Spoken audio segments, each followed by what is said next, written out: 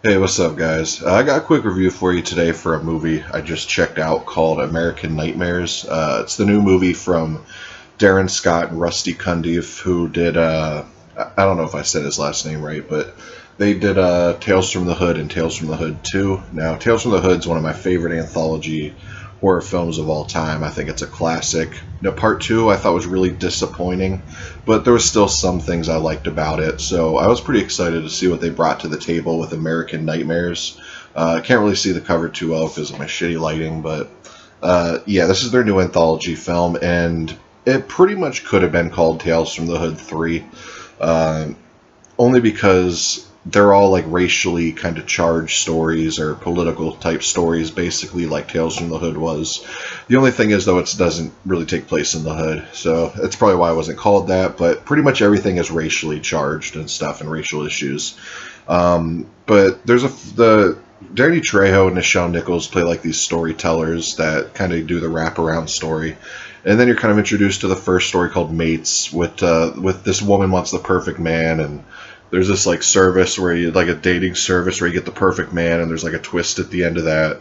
I can't really say much about it because these stories are short and they do have like these tales from the crypt type twists at the end that really make the story. So I really did enjoy that story. Like I said, I can't say much more just because of the twist. And then it goes into the second story, which Jay Moore, who I'm a big fan of, he plays like a crooked politician trying to become mayor or whatever, and he's into some shady dealings, and he sent this dude who, the black guy from My Name Is Earl, I don't remember his name, but he sent him to jail under false pretenses, so he's sending a man to death row that really shouldn't be on death row, and so there's that whole thing, and then there's like a twist at the end of that. So it was another good story, and there's another story that has to do with Chris Kattan of all people.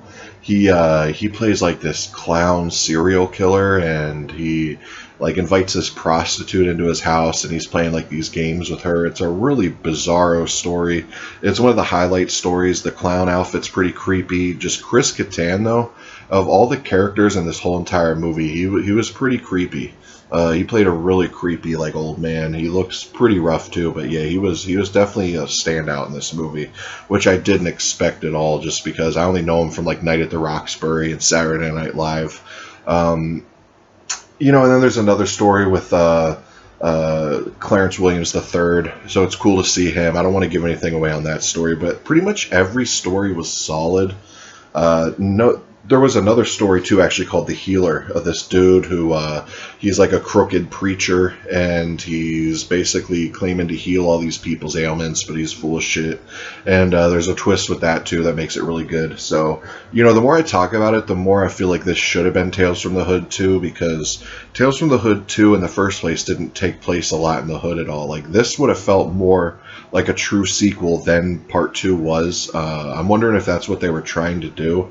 I mean, this came out so quick after, this came so shortly after Tales from the Hood 2, like, it would be hard to believe they put this into production after Tales from the Hood Part 2, especially because that movie was panned so much, but it almost feels like that movie was panned so much so they decided to make this, which is leaps and bounds better than Part 2. I mean, it'll never be as good as Tales from the Hood 1, but this definitely blows Tales from the Hood Part 2 out of the water.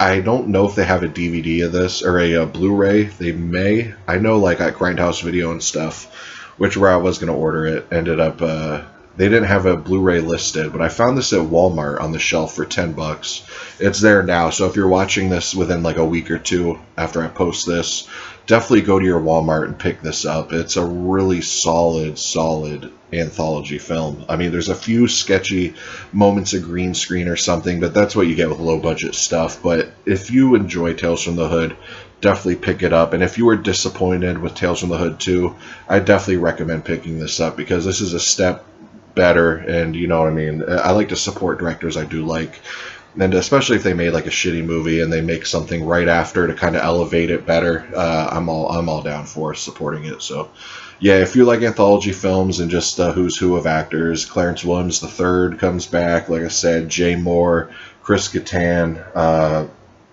there's more I'm missing, but yeah, that's all I really gotta say about it. I give it like a solid 7.5 out of 10. Really solid film. Anyways, guys, I'll see y'all tomorrow. Peace.